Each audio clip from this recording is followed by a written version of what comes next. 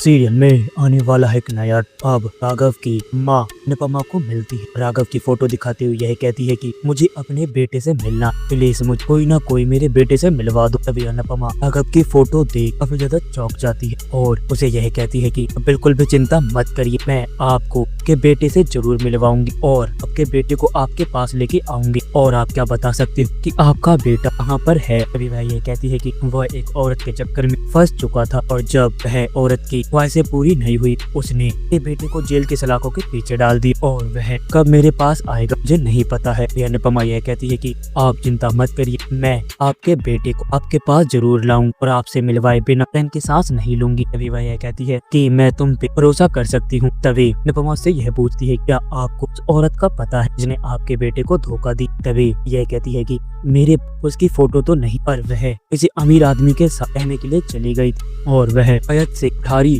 की बहू बन गई है। तभी अनुपमा भी ज्यादा चौंक जाती और यह सोचने लगती है कोठारी की बहू मतलब की। तभी वह पति का नाम लेती है, कहती है कि उस औरत का नाम क्या थी है। तभी अनुपमा यह कहती है कि आप चिंता मत करिए, मैं आपके बेटे को आपके पास जरूर लेके आऊंगी। तभी अनुपमा राघव को ढूंढने में लग जाती है और राघव से मिल भी जाता है। वह अपनी जान देने की कोशिश करता है। तभी अनुपमा राघव को रोक लेती है और यह कहती है कि तुम पागल हो गए हो, आखिरकार तुम अपनी जान क्यों लेना चाहते हो? तभी राघव यह कहता है कि मैं जिससे प्यार करता था उसने मुझे धोखा दिया और मुझे छोड़ के किसी अमीर आदमी से शादी कर, पर अब मैं अपनी माँ के लिए जी सकता, पर मेरी माँ भी इस दुनिया में नहीं है। तभी अनुपमा यह कहती है कि तुम्हारी माँ जिंदा और बिल्कुल सही सलामत है, तुम अपनी माँ के पास जाना चाहते हो, मैं तुम्हें हमारी माँ के पास लेके चलूं, पर तुम प्यार करते थे क्या तुम उसे जानते? तभी राघव यह कहता है कि उसने किसी पराग कोठारी के नाम के आदमी के साथ शादी कर ली, उसे पैसे दे के पास चली गई और मुझे इसकी सलाखों के पीछे इसलिए डलवा दिया मैं उसके बीच में ना आ पाऊँ। अनुपमा यह कहती है कि भाई कुछ भी हो जाए आपको मैं इंसाफ दिला के जरूर रहूंगी और आपको की माँ के पास वापस चलना चाहिए। भी राघव कहता है कि माँ अब जीवित नहीं है। तभी अनुपमा यह कहती है मैं आपकी माँ से खुद मिल के आई हूँ और वह बिल्कुल सही सलामत है। आपको एक झूठी खबर मिली थी कि आपके जेल जाने के बाद की माँ इस दुनिया में नहीं है,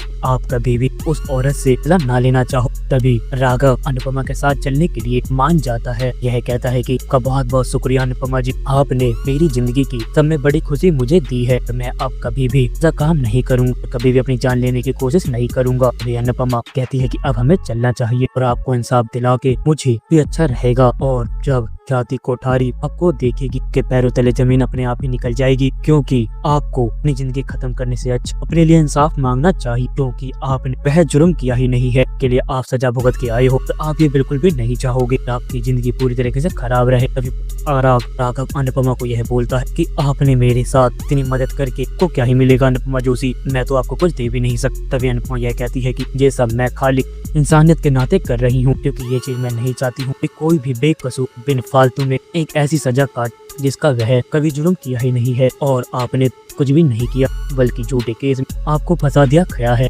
तभी राघव यह कहता है कि अब मैं अपनी माँ के पास चल सकता हूँ। तभी अनुपमा यह कहती है कि बिल्कुल चलिए, कि माँ आपका बहुत ज्यादा इंतजार कर रही है और वह आपके बिना नहीं रह सकती है और अच्छा हुआ अपना सही टाइम पे आ गए, वरना आप तो अपनी जान लेके ही रहते और सब कुछ खत्म कर देते। हाँ दोस्तों, अब क्या होगा आने वाले एपिसोड में आप अपनी कमेंट बॉक्स में राय हमें जरूर बताएं। अगर आपको यह वीडियो पसंद आई हो तो आप इस वीडियो को लाइक करें, हमारे चैनल को सब्सक्राइब करना ना भूलें। मिलते हैं आपसे अगली वीडियो में, जब तक के लिए राधे राधे, जय श्री राम।